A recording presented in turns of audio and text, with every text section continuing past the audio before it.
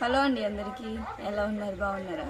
ఈరోజు నేను every week వంటగడ్డకు తలగ పెట్టుకుంటాను అని చెప్పాను కదా.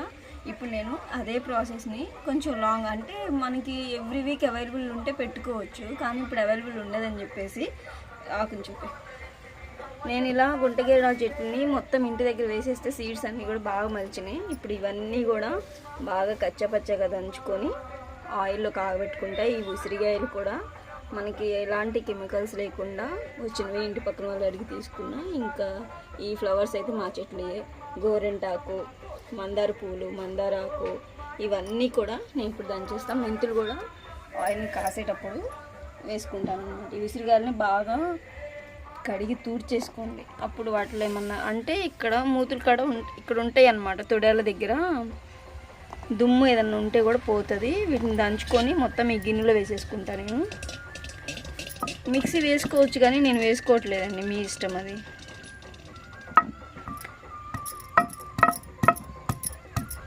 ఇలా కచ్చపచ్చగా దంచుకుందామని చెప్పేసి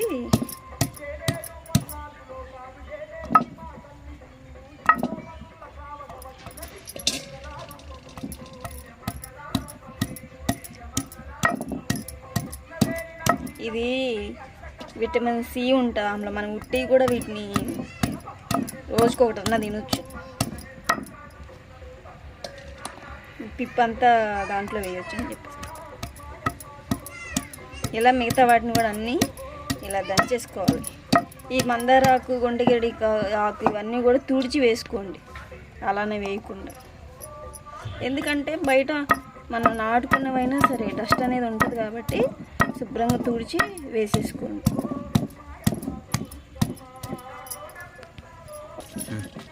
చిన్న రోలు కదా, అందుకని నేను ఫస్ట్ వీటిని కొంచెం నలకొట్టేసేసి తర్వాత అన్నీ వేసుకొని ఇలా చిన్న చిన్న ముక్కలుగా చేసేసుకుంటున్నాను.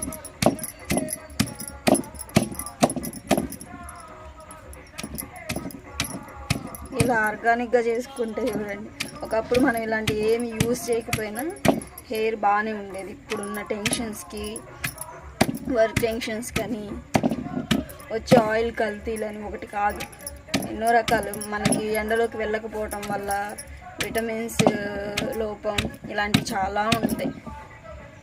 అందుకని చెప్పేసి మీకు అవైలబుల్గా ఉన్నవి ఆయిల్లో ఇలా వేసుకోండి. గుండగేడ కంటే పొలాల్లో దొరుకుతుంది. ఇంటి దగ్గర మనం ఆ సీడ్స్ వేసుకున్నా కూడా తొందరగా మలిచేస్తాయండి అవి అయితే. ఇలా కచ్చిపచ్చగా ఒకటేసారి దంచేసుకుని తీసేసుకుంటాం. సో ఇలా ముక్కలుగా చిన్న చిన్న ముక్కలుగా అయితే వేసుకొని కచ్చిపచ్చగా ఇలా దీన్ని వేసేసుకుంటుంది. గుంటగేడాకు పడితే అండి హెయిర్ గ్రోత్ బాగుంటుంది, పడకపోతే కూడా అట్లానే ఉంటుంది. నేను అబ్జర్వ్ చేసింది అయితే అది. కంటిన్యూగా పెట్టుకుంటే బాగానే గ్రోత్ వచ్చింది. తర్వాత మళ్ళీ బోర్ వాటర్స్ అవి పడక ఇంక అట్లా అయిపోతుంది హెయిర్.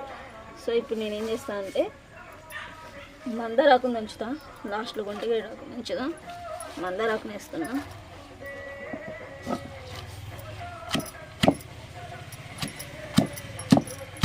ఈ జిగురు మందారాకు బాగా పనిచేస్తుంది. ఇది డాండ్రఫ్ ఉంటుంది కదా,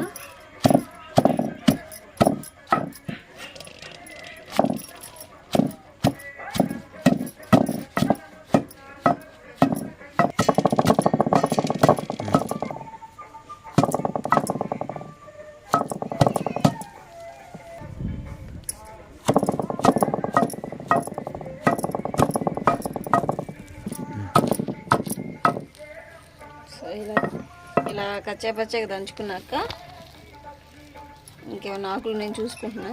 చిన్న రోలు కదా,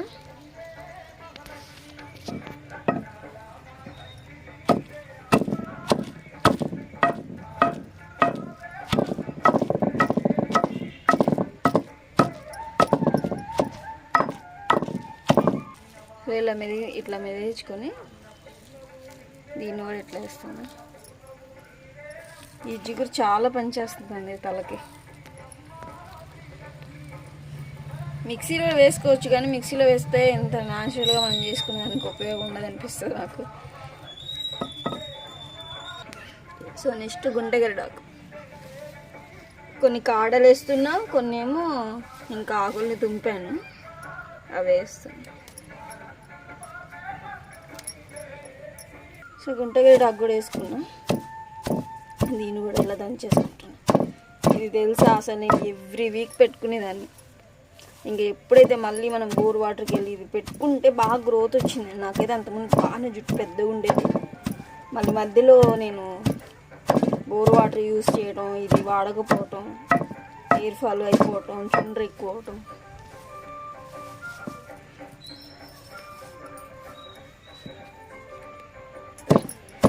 ఎందుకంటే మళ్ళీ పాట పాడుతుంది ఎట్లా ఇచ్చారు కదా గుంటగెరడాకు ఎంత మొత్తం నల్లగా అయిపోయింది.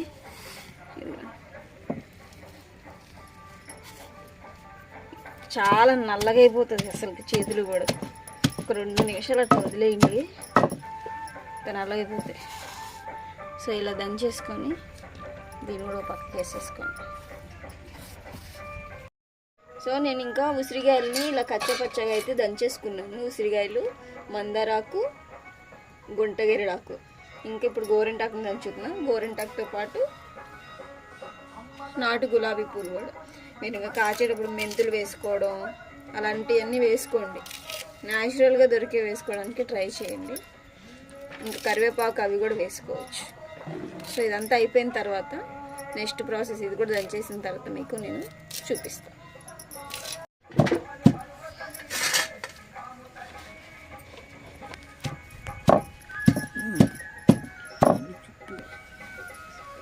సో గోరింటాకును కూడా ఇలా వేసేసుకొని కొంచెం కొంచెంగా వేసుకొని దంచేసుకోండి. ఫుల్గా ఏం దంచక్కర్లేదు, కచ్చా పచ్చగా ఇది కూడా కొంచెం మెదిగేలాగా వేసుకుంటే సరిపోతుంది. ఎలా వాయిస్ ఓవర్ ఇవ్వాలి అందుకని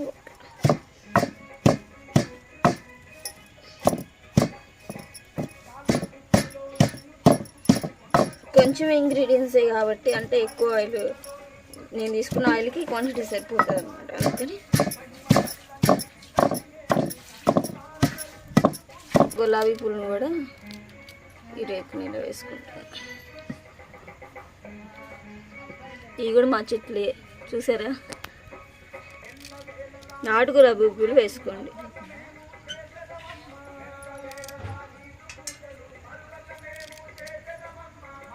ఇవన్నీ పడతాయి చుట్టుపక్కల, కానీ తీస్తాం మళ్ళీ.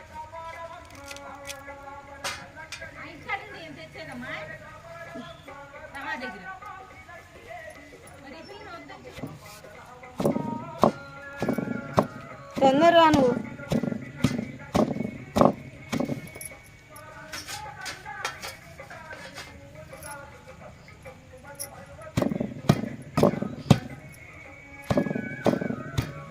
ఇది కూడా దంచుకున్న తర్వాత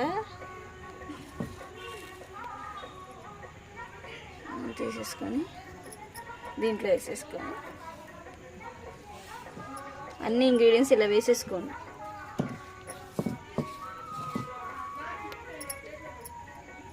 ఈ జిగురుతనం ఉంటుంది, ఎందుకంటే మందారాకులో ఈ గుంటగెరడాకు ఏంటంటే నలుపుగా ఉంటుంది, బాగా ఆరిపోయే కొంది. మందారాకు ఏం జిగురు.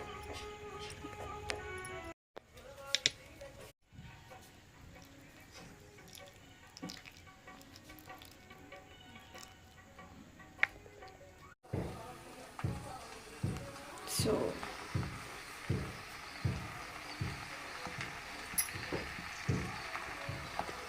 మీడియంలో పెట్టుకొని కాస్తున్నాను నేనైతే.